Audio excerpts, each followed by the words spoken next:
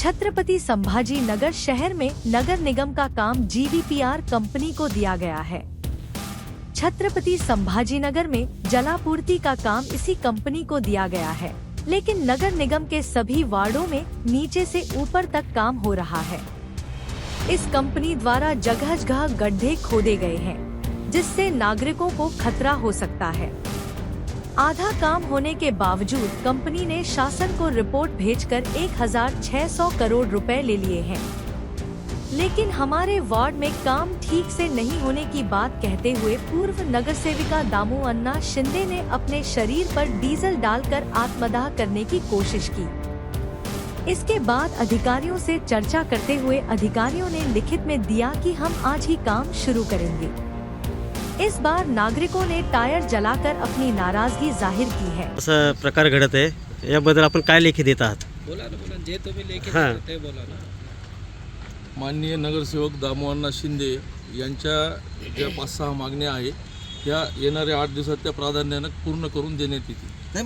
पण आता त्यांनी पवित्रा घेतलेला आहे की आजच्या माझं काम सुरू झाल्याशिवाय मी जाणार नाही। त्यांनी जे सांगितलेलं आहे ह्या कामाच्या संदर्भातलं, तर हे काम आज सर्व चालू होतील आणि हे येणाऱ्या 8 दिवसामध्ये काम पूर्ण होऊन जाईल सर्व। काय नाव आपलं? मी महेश दुसे, वरिष्ठ प्रकल्प व्यवस्थापक म्हणून काम करतो जीवीपीआर कंपनी। ओके, काय सांगाल? आज आपण अंगावर डिझेल ओतून घेतलेलं आहे, काय प्रश्न आहे आपले? काय एवढे आपण हे झालात?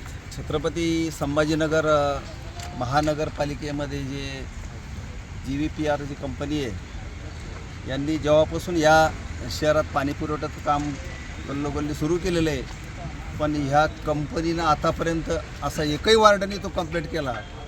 कोणत्या वार्डात 25%, कुठं 10%, कुठं 20%, आणि शासनाला हे अहवाल सादर करता की आम्ही इतक्या कोटीचं काम केलं।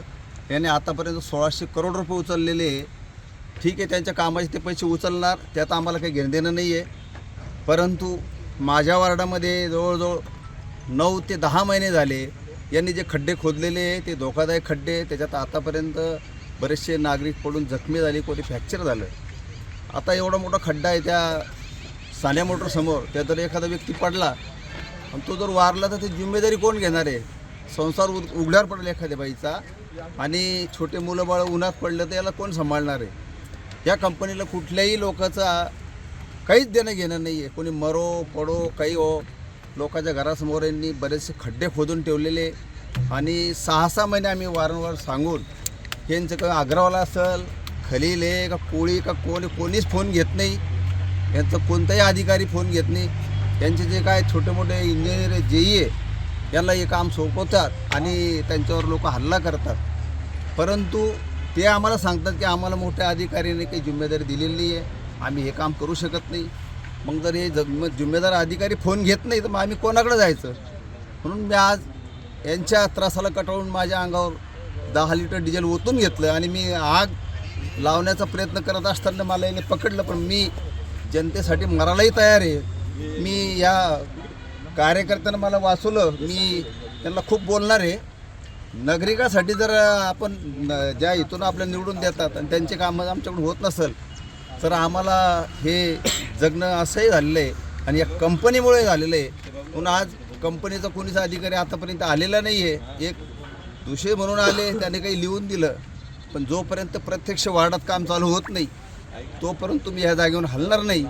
आणि मी संध्याकाळपर्यंत यांनी जर काम नाही चालू केलं तर माझ्या जीवाला काही करू शकतो आणि करून घेणार, 100% करून घेणार आहोत। आणि याची जिम्मेदारी तुम्ही रायटिंग मध्ये द्या आम्हाला, कंपनी आणि काम चालू करा, बस आमची एवढी विनंती आहे। MGP राहील आणि महानगरपालिका राहील। काय नाव आपलं? पद? मी दामू अण्णा शिंदे, माजी नगरसेवक, N2 ठाकरे नगर। ओके.